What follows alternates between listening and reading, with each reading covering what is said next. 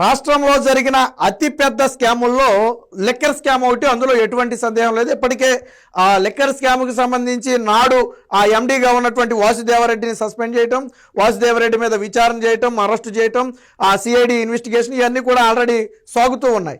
అయితే ఈ లిక్కర్ స్కామ్లో ఇప్పటి వరకు కేవలం అధికారుల చుట్టూ మాత్రమే తిరిగింది. కానీ బహిరంగ సత్యం ఏంటి? దీని వెనక రాజకీయ నేతలు ఉన్నారు. రాజకీయ నేతలు లేకుండా అధికారులు ఈ స్కామ్ చేసే అవకాశమే లేదు. గతంలో అనేక సందర్భాల్లో చెప్పాం, అందరూ ఢిల్లీ లిక్కర్ స్కామ్ అంటారు, కానీ Delhi liquor scam AP liquor స్కామ్తో పోలిస్తే 0.1% కూడా ఉండదు. అక్కడ 100 కోట్లు 150 కోట్లు మొత్తం స్కామ్ విలువ అంతా కలిపి మన దగ్గర వేల కోట్ల రూపాయల స్కామ్ జరిగింది. అయినా కానీ అడిగే నాదుడే లేకుండా పోయాడు. కూటమి ప్రభుత్వం వచ్చిన తర్వాత దీన్ని తీగలాగితే డొంకంతా కదులుతుంది. ఇప్పుడు ఈ లిక్కర్ స్కాములో ఉన్నటువంటి పెద్ద తలకాయలు, ముఖ్యంగా రాజకీయ తలకాయలు ఒక్కొక్కటిగా బయటపడుతున్నాయి. రాష్ట్రంలోనే ఒక రెడ్డిగా, పెద్ద రెడ్డిగా చలామణి అయ్యే ఒక వ్యక్తి కుమారుడే ఈ లిక్కర్ స్కామ్ మొత్తాన్ని కూడా తెర వెనక నుంచి నడిపినట్టుగా ఇప్పుడు ఆధారాలు అయితే ఒక్కొక్కటిగా బయటకు వస్తున్నాయి. మీకు పెద్ద రెడ్డి అంటే ఈ పాటికి అర్థమై ఉంటుంది. గతంలో మంత్రిగా చేసినటువంటి వ్యక్తి, ప్రస్తుతం మాజీ మంత్రిగా ఉన్నాడు. ఆయన కొడుకు కూడా రాజకీయాల్లోనే ఉన్నాడు. ఆయన కూడా ఒక రెడ్డే. సో ఆయన కొడుకే ఈ మొత్తాన్ని కూడా చక్రం తిప్పింది. దరిద్రం ఏంటంటే ఐటీ సలహాదారుడిగా కొంతమందిని నియమించుకుని వాళ్ళని ఈ లిక్కర్ స్కామ్కు వాడుకున్నారు. ఐటీ సలహాదారుడు అంటే దేనికి? రాష్ట్రానికి ఏదైనా పెట్టుబడిలో కంపెనీలో తీసుకురావడానికి ఏదైనా సలహాలు ఇవ్వటం. అది కదా అసలు విషయాన్ని పక్కన పడేసి దాన్ని లిక్కర్ స్కాములో హవాలా డబ్బు మొత్తాన్ని సేకరించడానికి, ఈ హవాలా నెట్వర్క్ మొత్తం మెయింటైన్ చేయడానికి ఆ ఐటీ సలహాదారుని ఉపయోగించుకున్నాడు. అంటే ఇచ్చిన పదవేమో ఐటీ సలహాదారుడు, ఆ రూపంలో జీతం ఇచ్చి చేయించుకునే పనులు మాత్రం లిక్కర్ స్కామ్కు సంబంధించి సొమ్మంతా సేకరించడం. దీనికి సంబంధించి పోలీసులు లోతుగా విచారణ చేసే కొన్ని సంచలన విషయాలు బయటకు వస్తున్నాయి. మీరు హాలీవుడ్, బాలీవుడ్ సినిమాల్లో చూసే ఉంటారు. కొన్ని సినిమాల్లో చూడండి, ప్రతి సెకండ్, ప్రతి నిమిషం కూడా ట్విస్ట్ మీద ట్విస్ట్ నడుస్తుంటుంది. ఫర్ ఎగ్జాంపుల్, ఏదో ఒక కార్ ఎక్కువ, నువ్వు దిగు, నీ ఫోన్ అక్కడ పడేసి ఆ ఫోన్ తీసుకో, అక్కడ బండి ఎక్కువ, అక్కడ రెడ్ కలర్ అది ఉంటుంది, అదే అని చెప్పి, అంటే ఒక వ్యక్తి దొరకకుండా ఉండటం కోసం ఆ వ్యక్తిని ఎవరు ట్రాక్ చేయకుండా, వాళ్ళు ఉండే అడ్డా తెలుసుకోకుండా మార్చి మార్చి మార్చి మార్చి ఆ వ్యక్తిని తీసుకెళ్తారు. సో ఇది సినిమాల్లో చూసాం, బట్ అది రియల్ జీవితంలో కూడా జరిగింది. ఎక్కడ జరిగిందంటే లిక్కర్ స్కామ్లో జరిగింది. అంతకు మించిన ట్విస్ట్, మొత్తం ఈ లిక్కర్ స్కామ్లో 7 స్టేజ్లు ఉన్నాయి. ఈ ఫైనల్ స్టేజ్ అనేది తాడేపల్లికి చేరినటువంటి సొమ్ము. దాన్ని ఎవరు చేర్చారనేది ఇక్కడ ప్రశ్న. సొమ్ము తాడేపల్లి ప్యాలెస్కు చేరిందనేది బహిరంగ సత్యం, అది రాజకీయ బహిరంగ సత్యం, అందులో నో డౌట్. అయితే ఎవరు చేర్చారు అనేది ఇక్కడ $1000 ప్రశ్న. దానికి సంబంధించే ఇప్పుడు ఒక్కొక్కటి బయటకు వస్తున్నాయి. ఆ చేర్చిన వ్యక్తే పెద్దరెడ్డి కుమారుడు. డైరెక్ట్గా చేర్చాడా అంటే లేదు, మధ్యలో ఈ 7 వరుసల నెట్వర్క్ ఏర్పాటు చేసుకుని 7 స్టెప్పులు పెట్టుకుని ఆ సొమ్ము మొత్తాన్ని కూడా ఒక చోటకి చేర్చి అక్కడి నుంచి మళ్ళీ దాన్ని డైరెక్ట్గా సొమ్ము రూపంలో కాకుండా మార్చి వివిధ రూపాల్లోకి మార్చి, బంగారమో లేకపోతే ఇంకోటో, వజ్రాలో ఇంకోటో మార్చి దాన్ని తాడేపల్లికి చేర్చడం జరిగింది.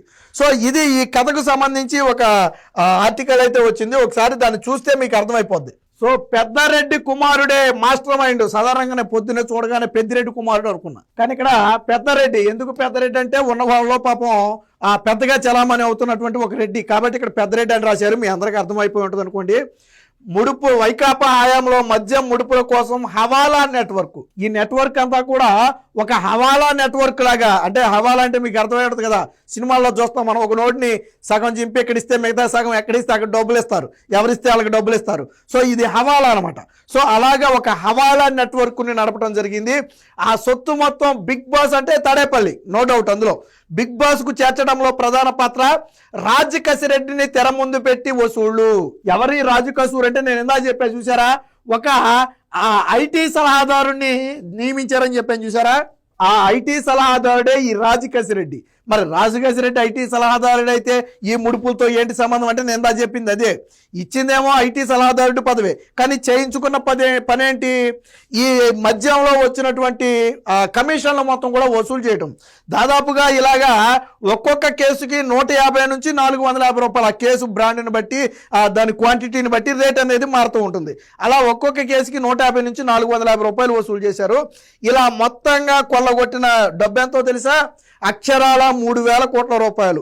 4 ఏళ్ల 2 నెలల కాలంలో, అంటే ఈ స్కామ్ మొదలై 4 ఏళ్ళు 2 నెలల కాలం నడిచింది, అంటే 5 ఏళ్ళు నడవల, 10 నెలలు తక్కువే. నడిచిన కాలంలో మొత్తంగా వీళ్ళు కొలగొట్టిన సొమ్ము సుమారుగా 3,000 కోట్లు. ఇక్కడ కేసు అంటే మనకు తెలుసు కదా, బీర్ కేసు, మద్యం కేసులు ఉంటాయి కదా, ఆ కేసుకు 6-8 సీసాలు ఉంటాయి. సో ఆ కేసు ఏంటనమాట, ఇలాగ కొలగొట్టారు. దీన్ని ఎలా కొలగొట్టారు? 7 అంచెల్లో కొలగొట్టారు. అంటే సొమ్ము డైరెక్ట్గా ఈ మద్యం కంపెనీ నుంచి డైరెక్ట్గా తాడేపల్లి వెళ్ళిపోదు. దీని వెనక ఒక పెద్ద స్టోరీనే నడుస్తుంది. ఇదిగో ఎలా నడుస్తుందంటే, ఇదిగో మొత్తం 7 అంచెల సొమ్ము. ఫస్ట్ ఏం చేస్తారంటే, మద్యం సరఫరా ఆర్డర్లు దక్కించుకున్న సంస్థల నుంచి ముడుపులు వసూలు చేయడం కోసం 7 అంచెల వ్యవస్థను నిర్మించారు. అందులో మొదటి అంచె ఏంటంటే, ముడుపుల చెల్లింపు వ్యవహారాలు చూసేందుకు ప్రతి మద్యం సరఫరా కంపెనీ డిస్టిలరీ సంస్థ నుంచి ఒకరిని ప్రతినిధిగా నియమించుకుంటారు. అంటే ఫర్ ఎగ్జాంపుల్ ఏ అనే ఒక బ్రాండ్ ఉంది, మద్యం బ్రాండు, వాళ్ళ డబ్బులన్నీ కూడా ఆ వ్యక్తికి చేర్చడం కోసం ఏ బ్రాండ్ తరపున ఒక మనిషిని పెడతారు. సో అది ఫస్ట్ స్టెప్. సెకండ్ స్టెప్ వచ్చేటప్పటికి ఏంటి, ప్రతినిధి ఏం చేస్తాడు, తనకు బాగా నమ్మకమైన 2-3 క్యాష్ హ్యాండ్లర్లుగా పెట్టుకుంటాడు.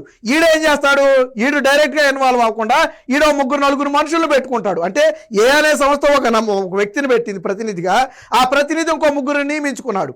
సో అంటే చూడండి వ్యవస్థ ఎలా కిందకి పాకిందో చెట్టులాగా. క్యాష్ హ్యాండ్లర్లుగా పెట్టుకున్నారు. సో వీళ్ళు ఏం చేస్తారు, ముడుపుల సొత్తు వారికి ఇచ్చేవారు. అంటే ఏ బ్రాండ్ దగ్గర తీసుకుని ఈ ప్రతినిధి ఏం చేస్తాడంటే క్యాష్ హ్యాండ్లర్లకు ఇస్తాడు. అంటే వాళ్ళ చేతిలో బ్యాగులు పెడతాడు. ఈడేం చేస్తాడు, క్యాష్ హ్యాండ్లర్లు రాజు కసిరెడ్డి నియమించిన కొరియర్లకు సొత్తు అప్పగించేవారు. సో ఇప్పటి వరకు మన బ్రాండ్ తరపు నుంచి మాత్రమే ప్రతినిధులు వచ్చారు. మన డబ్బులు తీసుకోవడానికి రాజకీయ ప్రతినిధులు కూడా ఉండాలిగా. అప్పుడు ఎవరి రాజకీయ ప్రతినిధి అంటే, నేను ఎంత చెప్పాను చూడండి, ఐటీ సలహాదారుడుగా ఉన్నటువంటి ఈ రాజు కసిరెడ్డి అనే వ్యక్తి కీలకమైనటువంటి వ్యక్తి. ఈ వ్యక్తి ఏం చేసేవాడు, ఇతను కూడా కొంతమంది ఈ క్యాష్ హ్యాండ్లర్లను పెట్టుకునేవాడు. అంటే కంపెనీ నుంచి వచ్చే క్యాష్ హ్యాండ్లర్లు ఆ కసిరెడ్డి నుంచి వెళ్ళే క్యాష్ హ్యాండ్లర్లకి డబ్బులు ఇచ్చేస్తారు. ప్రతిదీ కూడా మళ్ళీ ఎక్కడ ఒక ప్లేస్లో కాదు, ఒక్కొక్కసారి ఒక్కొక్క ప్లేస్లో ఆ మాట్లాడుకున్న తర్వాత ఆ సిమ్ కార్డు తీసేస్తారు. వాళ్ళు ఆ సిమ్ కార్డు ఉండదు. అంటే నేను అందుకనే చెప్పింది, హాలీవుడ్ బాలీవుడ్ సినిమా స్టైల్లో ఈ డబ్బు హవాలా డబ్బు నడిచిందని ఇందాక ఎందుకు చెప్పానంటే అందుకే చెప్పా. సో ఇక్కడ ఏం చేస్తారు, కసిరెడ్డి నియమించిన క్యాష్ హ్యాండర్ కొరియర్లు కానివ్వండి, క్యాష్ హ్యాండర్లు కానివ్వండి, కొరియర్లకు సొత్తు అప్పగించేవారు. నిత్యం ఒక చోట కాకుండా వేరు ప్రాంతాల్లో అందజేసేవారు. ఎప్పటికప్పుడు ఫోన్ నెంబర్లు మార్చేసేవారు. ఇకపోతే 4th అంచుకు వచ్చేటప్పటికి ఏంటి, క్యాష్ కొరియర్లు సొత్తు అంతా కూడా చేర్చేందుకు ఒక కీలకమైనటువంటి ఆర్గనైజర్. అంటే ఇందులో ఈ రాజు కసిరెడ్డి డైరెక్ట్గా ఇన్వాల్వ్ అవ్వకుండా వీళ్ళ మొత్తం వీళ్ళ కొరియర్ల దగ్గర నుంచి అంటే అన్ని కంపెనీల నుంచి వచ్చినటువంటి డబ్బు వీళ్ళు తీసుకొస్తారు కదా కొరియర్లు, వాళ్ళందరూ తీసుకొచ్చి ఒక వ్యక్తికి అప్పచెప్పాలి. అదంతా ఒక చోటకి చేర్చడానికి మళ్ళీ ఇంకొక వ్యక్తిని కూడా నియమించుకునేవాడు, ఆర్గనైజర్ని. ఈ ఆర్గనైజర్ ఏం చేస్తాడు, ఈ సొమ్ము మొత్తాన్ని అన్ని కంపెనీల నుంచి వచ్చేసిన సొమ్ము లెక్క చూసుకుని తీసుకెళ్లి రాజు కసిరెడ్డి చేతిలో పెడతాడు. ఈ రాజు కసిరెడ్డి ఏం చేస్తాడు, ఇందా చెప్పుకున్నాం కదా పెద్దరెడ్డి కుమారుడే మాస్టర్ మైండ్ అని, ఆ పెద్దరెడ్డి కుమారుడి దగ్గరికి చేరుస్తాడు. ఇది అంచె 6. ఇక అసలు ఫైనల్ స్టేజ్ వచ్చేటప్పటికి ఏంటి, ఈ పెద్దరెడ్డి కుమారుడు మొత్తం తీసుకెళ్లి తాడేపల్లి ప్యాలెస్కు చేరుస్తాడు. అంటే ఇక్కడ మనం చెప్పుకున్నాం బిగ్ బాస్ అన్నాం కదా, ఆ బిగ్ బాస్కు చేరుస్తాడు. చూడండి సినిమా స్టైల్ని పోలిన స్కాము ఎలా జరిగిందంటే, అంటే డైరెక్ట్గా కంపెనీ ఎవరికి సొమ్మివ్వాలా, అలాగని రాజకీయ నేతలు ఎవరి దగ్గర నుంచి డైరెక్ట్గా తీసుకోవాలా. దీని మధ్యలో ఒక వ్యవస్థ నడిచింది. అంటే ఒక ప్లేస్ కాదు, అంటే మనం ఏదైనా పరిశీలిద్దామంటే ఏమి ఆధారాలు దొరకో, అలాగని ఫోన్ కాల్ రికార్డు చూద్దామంటే సిమ్ కార్డులు దొరకో, ఒకసారి వచ్చిన వ్యక్తి మరొక ప్లేస్కి మరొకసారి రాడు. అంటే ఆ స్టైల్లో లిక్కర్ స్కామ్ జరిగింది. సో ఈ మొత్తానికి మాస్టర్ మైండ్ ఎవరు, ఆ పెద్దరెడ్డి కుమారుడే. ఫైనల్గా వచ్చిన డబ్బు మొత్తాన్ని కూడా దాన్ని మార్చి, అంటే డైరెక్ట్గా డబ్బు రూపంలో కాకుండా వజ్రాలో బంగారమో ల్యాండ్సో ఇంకో రూపమో మార్చి బిగ్ బాస్కు చేర్చేవాడు. ఆ బిగ్ బాస్ అంటే తాడేపల్లి, అందరికీ తెలిసిన విషయం. అంటే ఏ స్థాయిలో లిక్కర్ స్కామ్ జరిగింది అనడానికి ఇదొక ఉదాహరణ. ఇప్పుడు మనం మాట్లాడుకున్నది కేవలం కమిషన్ల రూపంలో వచ్చింది మాత్రమే. అంటే ఒక బ్రాండ్ని ప్రభుత్వ మద్యం షాపులో పెట్టి అమ్మాలంటే నువ్వు ఇచ్చే లంచం చూసావా, మన భాషలో ఆ లంచమే 3,000 కోట్లు. మళ్ళీ ప్రభుత్వానికి వెళ్ళే ఆదాయం ఎంత ఉంటుంది, ఆల్రెడీ బ్రాండ్ల నుంచి వెళ్ళదు కదా, ప్రతి 100 రూపాయల సీసా మీద ప్రభుత్వానికి 10-20 ట్యాక్స్ రూపంలో వెళ్ళదు కదా. ఆ ఆదాయం కాసేపు పక్కన పెట్టండి, అందులో కొంత రాజకీయ నేతల చేతిలోకి వెళ్ళదు. ఎందుకంటే ఇవన్నీ కూడా ఆన్లైన్ కాదు, ఆఫ్లైన్. మీకు చూడండి ఫోన్పేలు, గూగుల్ పేలు, లిక్కర్ స్కాముల్లో ఏపీలో మీకు ఎక్కడా లేవు. డైరెక్ట్ నువ్వు క్యాష్ చేసుకుని తీసుకోవటమే.